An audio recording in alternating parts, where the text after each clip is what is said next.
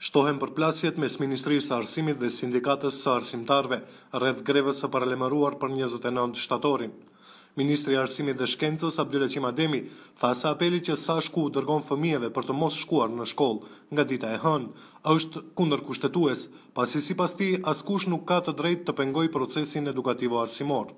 Unë jam në farë mënyre i habitur, por edhe i trishtuar nga ftesat që dje bëri kryetari i Sashkut deri tek nxënësit dhe prindërit që ditën e hënë të mos shkojnë në shkollë.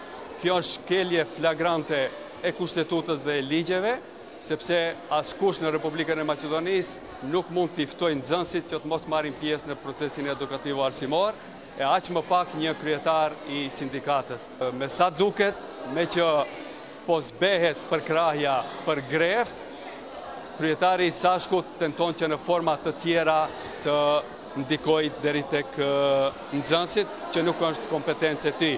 Kreu i sindikalistëve Jakim Nedelkov hodhi poshtë akuzat e Ademit duke thënë se nuk ka apeluar që nxënësit të mos shkojnë në shkollë. Për këtë gjë, tha ai, duhet të vendosin prindërit.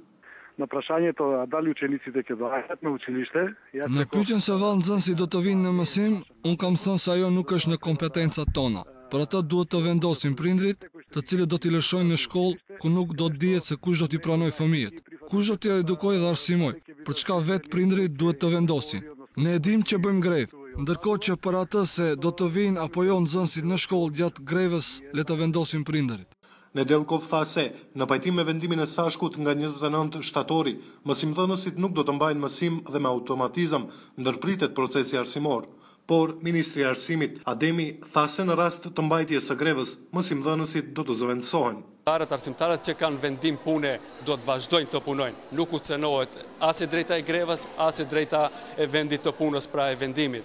Ata që eventualisht do të angazhohen në mënyrë plotësuese si arsimtar rezerv, sigurisht që në moment kur do të kthehet arsimtari që ka vend pune, ati do t'i pushojë mandati ose vendi i punës, sepse është vendimi i përkohshëm. Zëvendësimi i mësimdhënësve grevist erdhi pas miratimit të ligjit për arsim fillor dhe të mesëm, i cili nga mësimdhënësit shihet si cenzurë për grevën e paralajmëruar.